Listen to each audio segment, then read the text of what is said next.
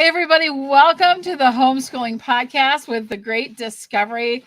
I'm joined, as always, with my amazing co host, Alex, and our special guest today is Sherry Serino of Ella's Way. I'm so excited to have you here. Welcome, Sherry, to the program.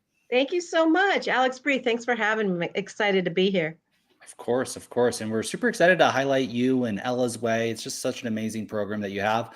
We want to start off here first by highlighting some of the books that Sherry has published. She's an incredible children's book author, and she actually helps people launch their own children's programs and has this amazing thing called Ella's Way, which we're going to be talking about. But like I said, I want to first highlight some of these books because I absolutely love them. And then we're going to hear a little bit about these from Sherry. So the first book that I want to highlight, Sherry, we're looking at your website, is Ella and the All-Stars. So I think this is where Ella's Way comes from and maybe kind of the first book in the series. So tell us a little bit about Ella and the All-Stars.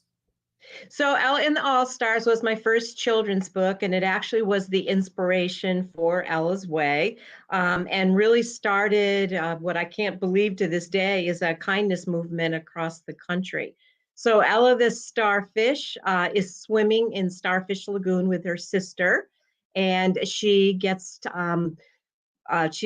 taken away kind of by a big wave, and she lands on Crab Island. And in order to get back home again, she has to befriend several unusual sea creatures. And all of the sea creatures either represent diversity or disability awareness in some way, like a one-clawed lobster and a vision-impaired seahorse and an elderly pelican.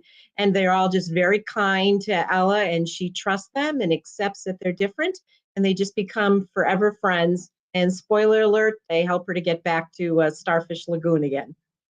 Wow. Love that. Love that. And we had, if you remember, we had Maggie Van Galen on last week who was talking about Ella's Way and is a part of this mission, right, to create these books. And I think it's just the most amazing thing, right? And we'll talk about this a little bit more after we review another book. But, you know, these books are teaching our children about some things that are difficult, you know, sometimes to talk about. So I love that.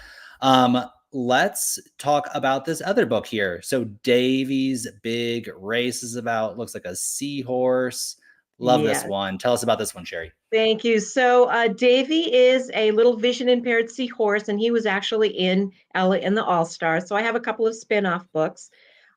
Davy lives on a very kind of a farm, an undersea farm with his family. He doesn't see very well, but he's a really fast swimmer. And he wants to enter the big seahorse race, and other people are telling him that's not possible. You're too small. You don't see very well.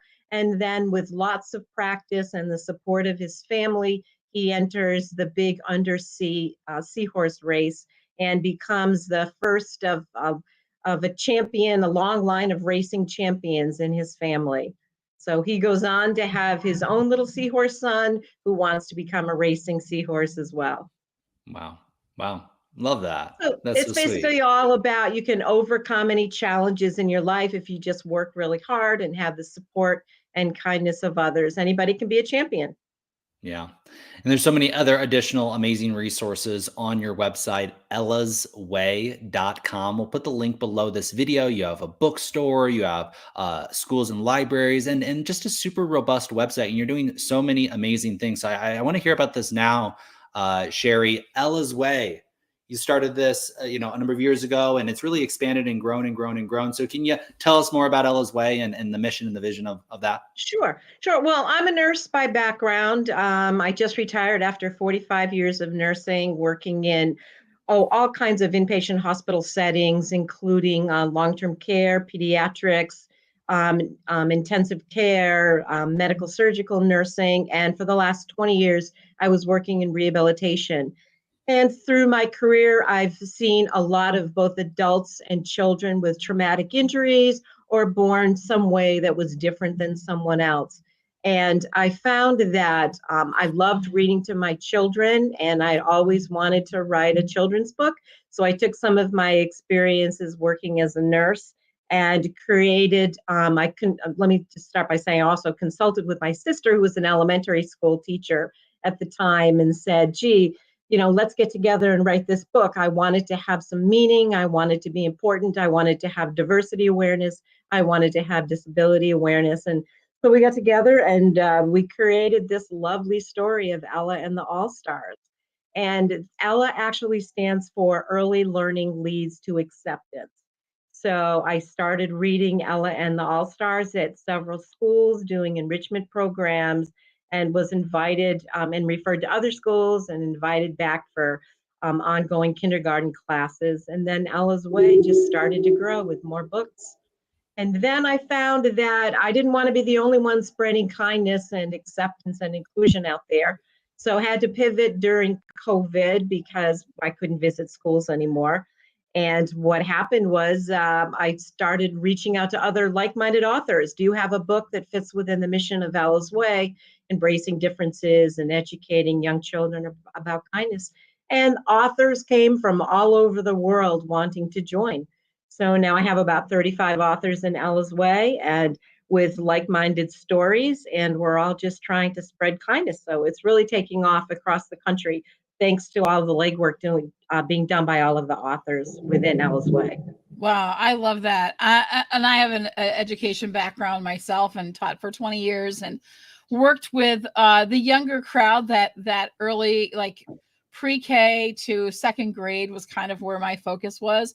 So I understand the importance of having, those stories that teach, but that are also really exciting the minds of our children, right? There's a lesson to be learned in the story, but they love these characters, they can relate to these characters, and they really speak to them.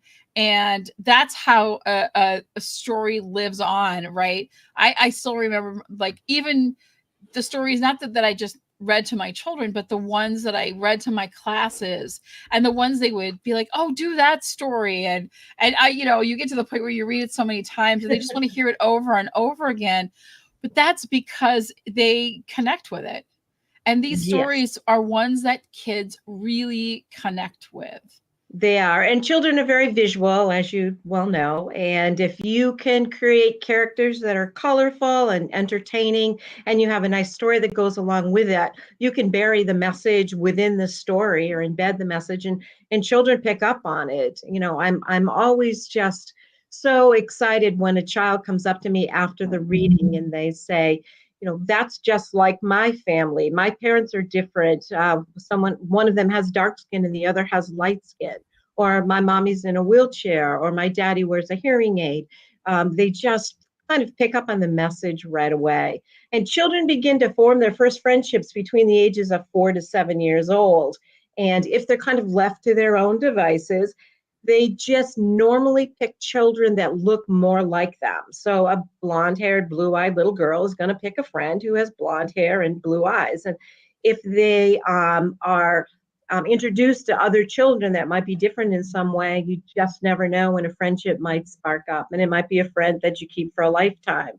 I know people who have friendships from kindergarten that they've kept their entire life.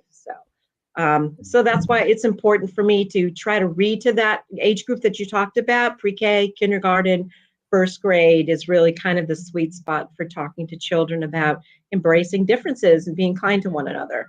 Yeah, they really do embrace those things. And they always say, oh, they're little sponges, but that's where I saw, when I was teaching, I worked with 3M, and I was able to work with their Wizards program, which was inspiring young scientists, right? Mm-hmm. And getting them excited about learning science. And that is the age that it sparks those things, where they're open and they're they don't have all this stuff in their heads already, or I can't, or just all these different things. They're just looking to learn and learn about other people and how they work and how we are different, and get excited about different things that we can get. That age is just so perfect for that.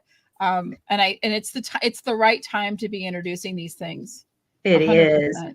It is. And it's interesting. As you mentioned, children sometimes remember a story that they heard when they were little, and as they grow older. I was at a farmer's market a couple of weeks ago, and a friend of mine is donating books to a wonderful organization in Boston, which I can tell you about in a minute. But Davy's Big Race was on the table. And this teenager, she must have been about 15 or 16 years old, came over with her friends, picked up the book and said, "Oh, Mom, this was my favorite book growing up." But I happened to be standing there and I'm like, wow, what incredible feedback that is, that a 16-year-old remembers something when she was 5 and really enjoyed the story. So that meant the world to me.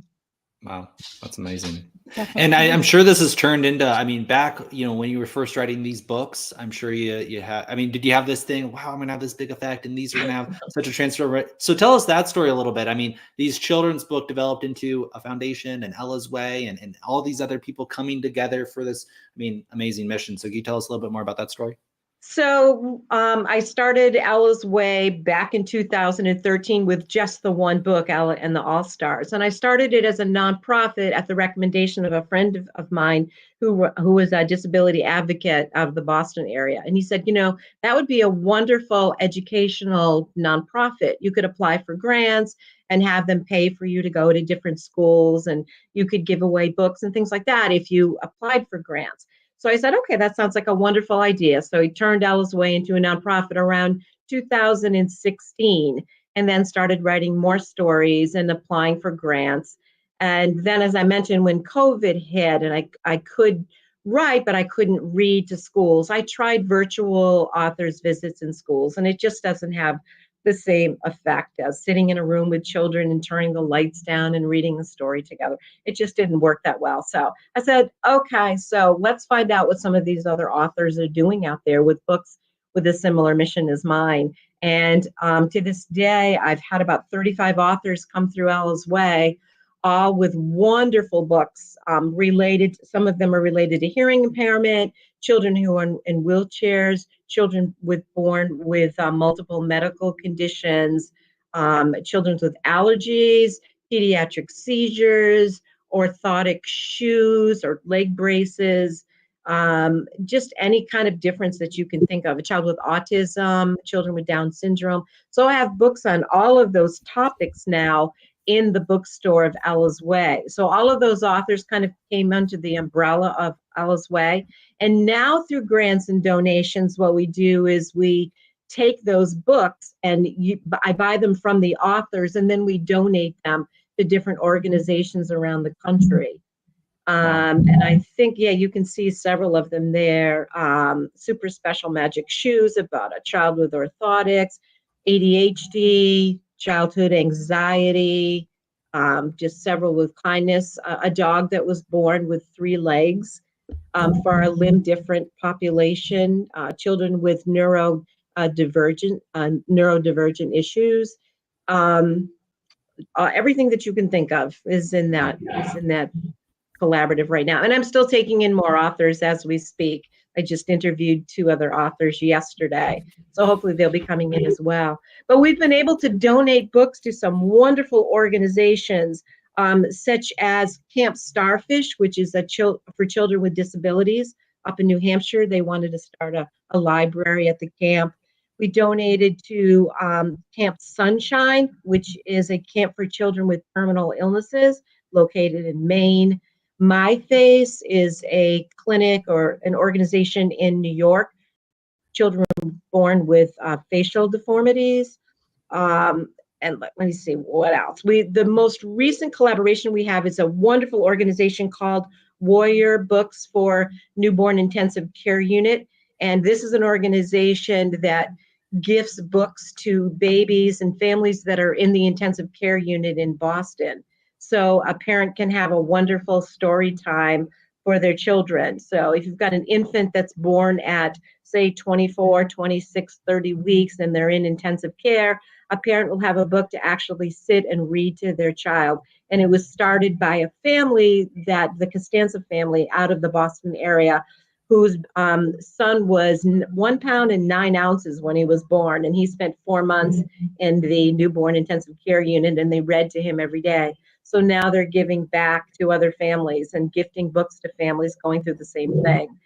So I just love the idea that, and potentially an Ella's Way book is the first book that a child hears when they're in an incubator in Boston, and they'll carry that book with them. They'll go home with it and have it for the rest of their life. So that's just really exciting. And it's a wonderful group out there doing some great work. So we just made a sizable donation to them, and we've set up a donation library. If other people want to purchase a book and donate it to this group, we have it available on our website as well. Wow. Wow. Yeah, I got goosebumps. I got a tear. I mean, this is amazing. I mean, this is really, I mean, thank you for all the work that you're doing. And I mean, I feeling the power of this and how this is helping families all over the world and children. I mean, and these are deep, I mean, these are hard things to talk about with your children, right? And they don't understand things on a logical level. They're too young. And so being able to use these stories and a picture book story, and not only, you explaining it, but you're also reading to them, which is so beneficial to read to your children. So I Right. just love this. It is amazing, Bree. So Bree's, we were talking Sherry, but Bree, I mean, isn't this amazing? It's really amazing. And I think, the part that touches me. I mean, I have a child that, he's no longer a child, but he was diagnosed with type 1 diabetes. But it happened to him when he was that preteen age, right? And so he had just changed schools, middle school, such a hard part of our lives, right? Like, I don't think anybody in their life, if someone says, hey, you can go back in time to anything, nobody picks middle school. Nobody wants to go back there. We've had enough. And that was hard. And so he was the new kid and he had to deal with diabetes. And, he got picked on, he got bullied, and he ended up leaving and getting homeschooled because of it, because it was just, there was no understanding. Why are you going to the nurse's office all the time? Why do you have to give yourself, injections? And even at that age, but imagine, kids when for families that have the nice, healthy kids and everything's just going swimmingly, giving them the opportunity to have a greater understanding, caring, and love for a classmate or someone that they see that doesn't have everything, that is going through some things, or does have things, that's that kindness that another child can show. I think if there was a child at my son's school that showed him that kindness when he was going through this, that year wouldn't have been so hard for him. And that would have made that shift a lot easier for him. Right. Yeah. And so I look at how important this is, not just for the children that are experiencing this, but for the others that don't experience this. And this is their way of understanding it more and being open more. And I have two things. And up until yesterday, we actually did not have a book on juvenile diabetes, or a picture book, a children's story in our authors group. I reached out to one of our authors who actually just wrote her next book, and it's in print right now. So very soon we will have a book called My Body Beeps, and it's for a child that is using insulin and and has a device that beeps. And so that'll be in our group pretty soon. But on another note, a little while ago, I had actually a teacher contact me, and they had a child with hearing aids in class, a hearing device. And she wanted to know if we had anything like that in our group that she could read to the class so they'd have a little better understanding. And I was so happy to be able to say, yes, we have a story called Ada and the Helpers by one of our authors who's actually from Norway. So this is kind of a worldwide authors group that we have in LSWay. Ada and the Helpers is about a little hearing impaired fox. So she's able to go and meet an incredible group of friends, and she's just embraced, accepted for who she is. So the teacher was actually going to use that book as part of a classroom reading. So I just love those stories and love to be able to support teachers out there in some way. So we're getting in more books. I know I need to get more books on childhood allergies. There's just some other areas that we really want to cover, but we're getting there, one book at a time. That's amazing. I love that you have that. I think it's so vitally important because they're so open to understanding and they see the differences. They're curious about the differences. And this is a great way to introduce children and even the adults. The adults can learn a little bit from this, right? We all know that as well. But it's also great for parents that, when they're looking for something and, the school year started, there's someone in the classroom that's a little bit different. Parents can use this for an amazing resource to read at night to their kids and to help them understand or get all of them so that these kids have this amazing understanding Exactly. I'm trying to think of the word, and I'm suffering from a cold and whatever today, and my brain isn't on top notch. Not just understanding, but compassion. That's the word. Compassion for others. That's you know what I mean, and that's what we're trying to instill in the kids of today. And I think it's beautiful what you're doing. Well, let me ask this, Sherry. I mean, like I said, this has grown, and I think people are maybe even feeling inspired today to be a part of Ella's Way or share Ella's Way, or maybe to start their own children's book series about something that's close and to their heart. So can you help us with that journey? I mean, you've, like I said, starting with one book and then expanding, and now this whole foundation nonprofit. Can you maybe share some tips with people who are listening in who are like, wow, I want to be an author, or I want to go out there and publish a book, or maybe even, submit a book to Ella's Way. Can you tell us a little bit more about that? Well, if you're a new author and you're just starting out, I would say that is not for the faint of heart, that you will get rejected over and over and over again. And you just have to decide, this is something that I really want to do. And I'm going to work through the puzzle to try to figure it all out. But the good part is that there are sites online now where an author can actually go. There is an Amazon site for self-publishing. Ingram Spark is a wonderful group for self-publishing, and a lot of our authors, first-time authors, actually published through Ingram Spark. I actually self-published completely on my own. I found my own illustrator who also helped me with editing the story. I familiarized myself with Photoshop, and then I worked with a printer who didn't care about working with a novice author. He was wonderful and how to actually get the book print ready. So I kind of did all of the steps of my own, but it was not easy. And I had to learn a lot of things along the way about copywriting and, like I said, editing and formatting and creating a spine for your book and all of that. So I would recommend to people, if you're really interested in doing that, to go to a place like Ingram Spark. They will help you find an illustrator. They will edit the book for you. They have a lot of different packages available that people are affordable for folks if they want to do that. And then they'll walk you through from beginning to end. And after that, your book will be available worldwide. So I've actually, even though I self-published, I went ahead and started printing with Ingram Spark just so I could have my book available.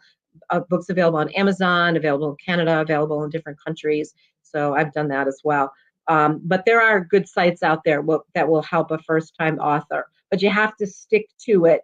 And if you want to try to go the traditional route and want to try to submit a book to one of the big, Penguin Books and, some of the other big companies out there, try it, go have at it. It's just very, very competitive.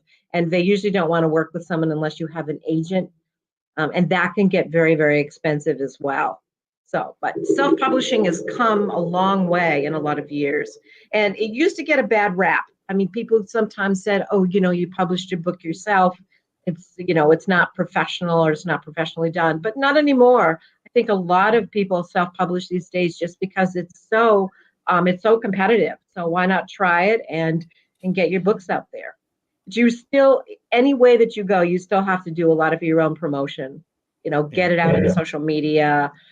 Send notices to schools, make cold calls to librarians. There's a lot of your own marketing that you have to do, and that takes a lot of time. Yeah. That's a really great segue for us to get into something. We want to take a minute to talk about the sponsor of this podcast, which is the Great Discovery, one of our favorite places for sales and marketing for e-learning. It is the e-learning place of 2024. If you are looking to promote a course or an ebook or a program that you're working on, this is an amazing company to be a part of. We can have books and courses translated in over 168 different languages. We are worldwide. We have people all around that are craving knowledge just like this. And we also have a kids platform within the Great Discovery with their own login, which is really nice. So they get none of the adult content, all of the children's content. You can homeschool. There's courses on there. There's all different kinds of source of education that are great for kids. And there's also a course on there that I wanted. Alex was nice enough to bring up for me, a tour of publishing on Amazon. So like Sherry was just talking about, if you want a free course on, or not a free course, but a relatively inexpensive course, I think it's $47 or something like that. Mm-hmm. You can learn how to publish on Amazon, and this gives you the ins and outs and makes it a little bit easier. Someone that will guide you through it. Alex, I'll let you wrap up the. Yeah, we have Maggie Van Galen, who was on the podcast last week. She's a creator with Ella's Way, who's going to be putting some of her books up on the Great Discovery, and we're really excited for that. But yeah, great option. Another avenue for that publishing to publish that book also on the Great Discovery, and then a lot of other platforms too. But we really like the Great Discovery, and yeah, we really love what you're doing, Sherry. I mean, honestly, I was just getting inspired myself. I'm like, I want to get back. I want to start to get involved with these issues and helping educate people and helping children, and just hearing the stories about, reading this book to a child in the incubator, or, the classroom setting, and how this can really bridge that gap. And, our classrooms are looking a lot different, and there's a lot more, change, and there's a lot, these things are really hard. So I think it's such an amazing resource for teachers, for parents, for everybody. So thank you so much for being on the podcast today, Sherry, and for sharing your story and Ella's Way with us. Last thing we'll end out here. How can people find you? Obviously, we'll put all the links right below this video to Ella's Way, but what's the best way to get involved with Ella's Way, reach out to you, and find the books? So visit the website, ellasway.com, and there, as you said, it's very robust. There's a lot there. My email, you can drop me a note on the website if you'd like to start getting our newsletter about different events that are going on, or if you'd like to help in some other way, maybe a teacher, maybe you're familiar with a Rotary Club that we could do a presentation at. We do a lot of presentations to civic groups and such, so just spread the word, let everybody know what we're doing, but stop by ellasway.com. Awesome. Well, thank you so much. If you are interested in hearing more about homeschool creators utilizing homeschool in your home, or becoming a teacher or a publisher, we have this entire series, our Homeschooling Podcast series, where we highlight amazing creators like Sherry, authors, publishers, educators, tutors, and even parents, parents who are homeschooling themselves, and sharing those tips, tricks, hacks, and secrets on just how to empower our children with really, really great information and great stories like Sherry's. So, Bree, anything left unsaid? I think we can wrap it up. I think we can wrap it up. Sherry, thank you so much. I am so inspired by what you were doing. I wish I had some of these books back when I was teaching and doing things and had my kids. They're all grown, but I have grandchildren. So I have a granddaughter who's 4, and she'll be 4 soon. So I'm ready to grab some of these amazing books and share them with her, because I think they are so vitally important today.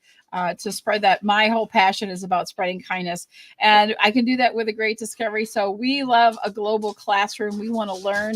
We want kids around the world to learn from each other and learn together, and share this. And the Great Discovery opportunity is the way to go to do that. Thanks everyone for joining us. We will see you next week. Thanks for being a part of it. Bye, everybody.